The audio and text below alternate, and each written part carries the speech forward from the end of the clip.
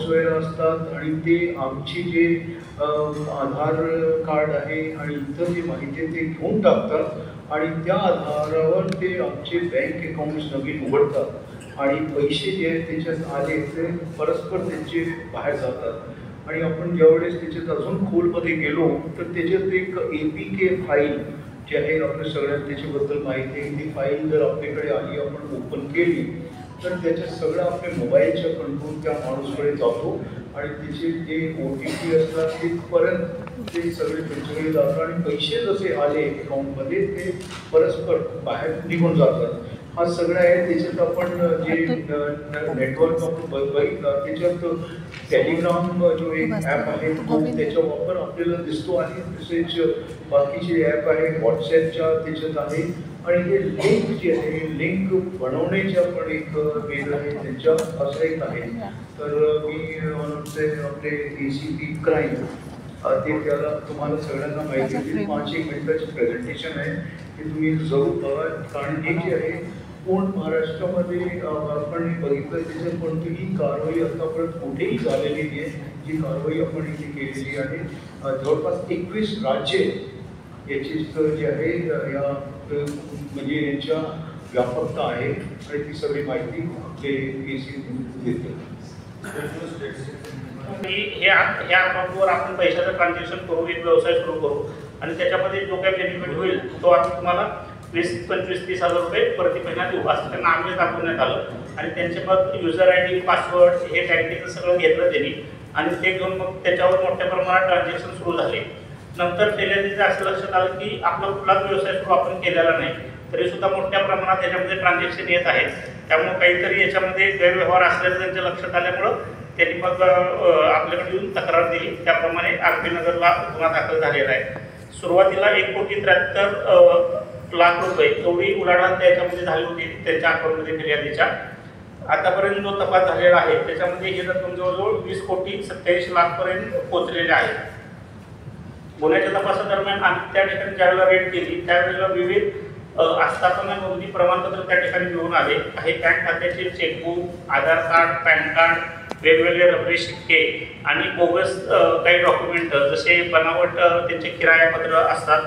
त्यात MOV असे आहे की सुरुवातीला काही लोक MP मधून ते इथं घेऊन येतात, त्यांना असे आमिष दाखवतात, त्यांचे आधार कार्ड पॅन कार्ड घेतात आणि त्यांच्याकडून एक उद्यम प्रमाणपत्र तयार करून घेतलं जातं आणि मग त्याचं रजिस्टर एकदा झालं की त्या उद्योगाचं डॉक्युमेंट कागदपत्र बँकेमध्ये देतात, बँक खाते उघडतात आणि मग त्या बँक खाते ओपन केल्यानंतर त्यांचं युजर ID पासवर्ड घेणे आणि त्याचा OTPच्या आधारे बँक ट्रान्झॅक्शन करणे असं त्यांचं साधारण स्वरूप आहे. आतापर्यंत जो तपास झालेला आहे त्याच्यामध्ये ही रक्कम कुठून आली याच्याबद्दल आम्ही जे इन्व्हेस्टिगेशन केलं त्याच्यामध्ये ऑनलाईन गेमिंग आणि शेअर मार्केट, क्रिप्टोकरन्सी आणि अवैध बेटिंग अशा स्वरूपाचे हे सर्व पैसे त्याच्यामध्ये आलेले आहेत.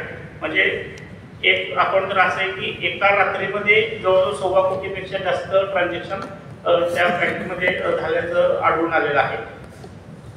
याच्यामध्ये ज्या बँका आहेत त्या bank of Baroda, yes bank, Kotak Mahindra bank, bank of India, Bandhan सध्या जेवढे काही आमच्याकडे बँक अकाउंट होते त्याच्यावरून आम्ही सायबरकडून माहिती घेतली तर एकूण 174 तक्रारी पूर्ण देशभरात वेगवेगळ्या ठिकाणी नोंदल्या गेलेल्या आहेत. त्याच्यामध्ये 21 राज्यामध्ये ह्या तक्रारी आहेत.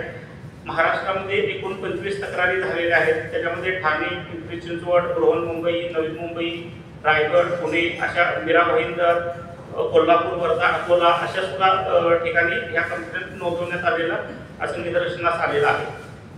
त्याचबरोबर आपल्याकडून सायबर पोलीस स्टेशनकडून आपण माहिती घेतली असता अशा प्रकारचे जे वेगवेगळे फ्रॉड्स आहेत म्हणजे शेअर मार्केटिंग असेल किंवा डिजिटल आल्यासारखे आता प्रकरण वेगवेगळे येत आहेत, टास्क फ्रॉड आहे, क्रिप्टोकरन्सी आहे, कंपनीचे संचालक असण्याचे भासवणे किंवा APK फसवणूक, OTP फसवणूक, ऑनलाईन गेमिंग अशा माध्यमातून वेगवेगळे police station, cyber police station ते 99 गुन्हे ह्या वर्षी दाखल झालेले आहेत. त्याच्यामध्ये जवळजवळ फसवणूक रक्कम ही 33 कोटीपेक्षा जास्त आहे. आणि सायबर पोलीस स्टेशनला जे NCR पोर्टल आहे त्या पोर्टलमध्ये पण काही तक्रारी नोंद झालेल्या आहेत. त्याच्यामध्ये एकूण 40 कोटी रुपयाची फसवणुकीचे गुन्हे ह्या वर्षी दाखल झालेले आहेत. 12 कोटीचे रक्कम ही फ्रीज करण्यात पोलिसांना यश मिळालेलं आहे. एकदा फ्रीज रक्कम झाल्यानंतर संबंधित फिर्यादी हे न्यायालयामध्ये ॲप्लिकेशन दाखल करून ती रक्कम परत घेत असतात आणि आतापर्यंत आपण त्या 12 कोटीपैकी 11 कोटी फिर्यादीला परत दिलेले आहेत. अशा अनुषंगाने हा एकूण गुन्हा आहे. त्याचबरोबर आता मी जे सांगितलं की व्हॉट्सॲपवर काही लोक डीपी ठेवतात किंवा काही डॉक्युमेंट आपण वेगवेगळ्या ॲपमध्ये काही पैसे जमा झालेले आहेत, त्याच्याखाली एक लिंक येते. त्या लिंकमध्ये आपण ज्यावेळेला क्लिक करतो त्यावेळेला काही ॲप किंवा त्याच्यामध्ये व्हायरस आपल्या मोबाईलमध्ये येत असतो आणि आपल्या मोबाईलची माहिती आपोआप ट्रान्सफर होत असते. अशा प्रकारचे हे जे गुन्हे आहेत त्याची माहिती प्रसारमाध्यमांच्या माध्यमातून लोकांपर्यंत पोहोचण्यासाठी ही पूर्ण PPT आपण केलेली आहे. PPT आम्ही आपल्याशी शेअर करतो, त्याबरोबर हे नोटशीट आपली प्रेस नोट पण आपल्याकडे देतो. आहे काही आमिष दाखवतात ते एक टार्गेट आहे. तसं या केसमध्ये झालेलं आहे. त्याला नोकरी पाहिजे होती म्हणून त्यांनी त्या मित्राला एक अप्रोच केला आणि मग त्याच्यानंतर ही सगळी कारवाई झालेली आहे. असे जे लोक आहे मुले आहेत तर ते त्यांचे टार्गेट सॉफ्ट टार्गेट असतात आणि यांना कुठेतरी आपल्याला थांबवायचे आहे. आणि ह्याचे जे पैसे जातात आपण बघितलं ते पैसे जनरली इंटरनॅशनली ते दुसरे म्हणजे विदेशात जातात आणि असे मोठी संख्यामध्ये रक्कम आपल्या भारतातून बाहेर जात आहे असं याच्यात निष्पन्न होतोय. एक वेळ असं दिसत नाही. फायनली एक्झिट आहे, ती एक्झिट जे आपल्याला दिसत आहे ते विदेशात दिसत आहे, चायना आणि ते अजून एक कंबोडियाच्या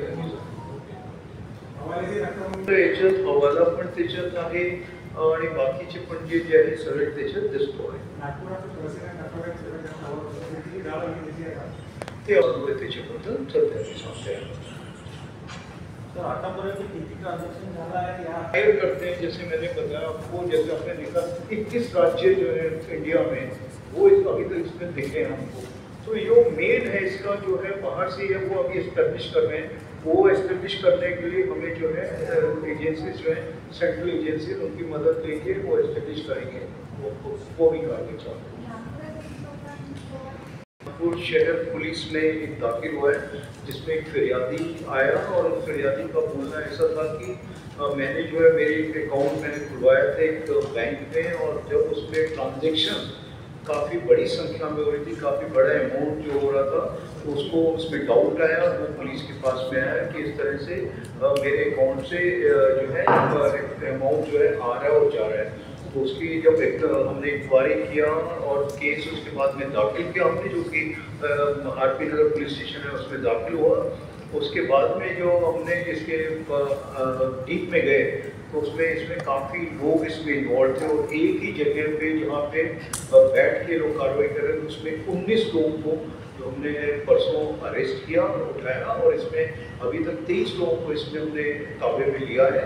और इसमें जो लगभग जो 25 जो है केसेस इसमें दिख रहे हैं, जिसमें से 21 स्टेट्स में भी इंडिया में ये इस तरह की केसेस हैं और लगभग जो 20 करोड़ से ज़्यादा इसमें अमाउंट का ट्रांजैक्शन हुआ है. इसमें हमने लगभग 54 लाख रुपए के आसपास में इसमें जो फ्रीज हुए हैं.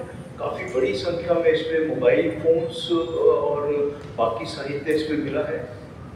इसके अलावा जो और की जो कंप्लेनेंट्स हैं इसमें वो उनके बारे में भी इंफॉर्मेशन लोग निकाल रहे हैं.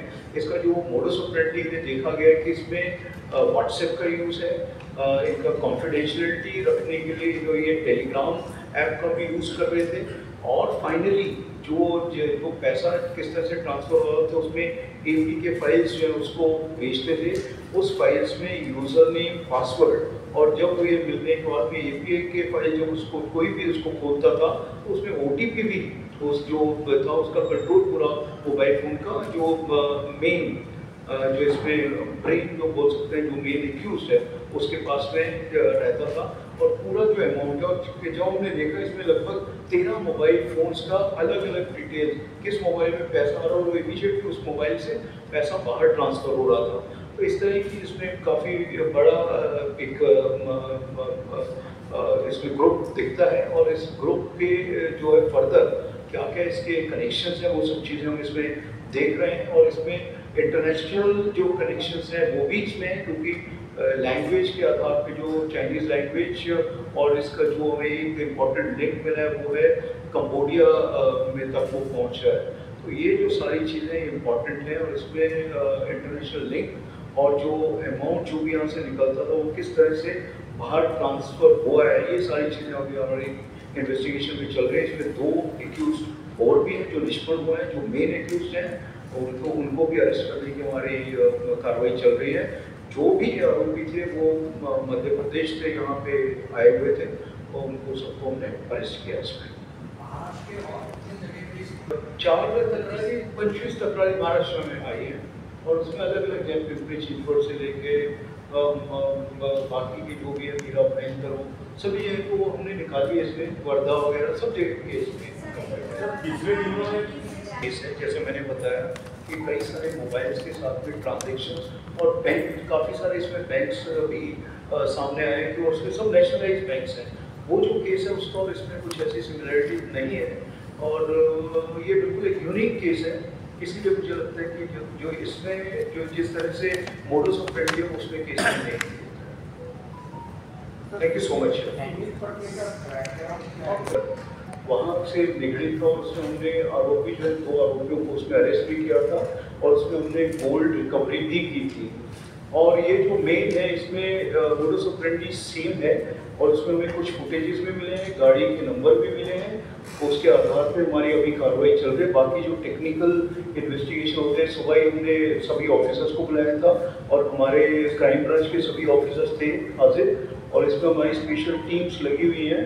इसमें जो जैसे मैंने बताया कि टेक्निकल उस पर हमारा काम अभी चल रहा है और जो हमें इनके फुटेजेस मिले हैं उसके आधार पे आगे हम लोग बढ़ रहे हैं। और इसमें जो जनरली हमको डायरेक्टली इसमें लग रहा है कि इसमें वही गैंग उसमें इन्वॉल्व है।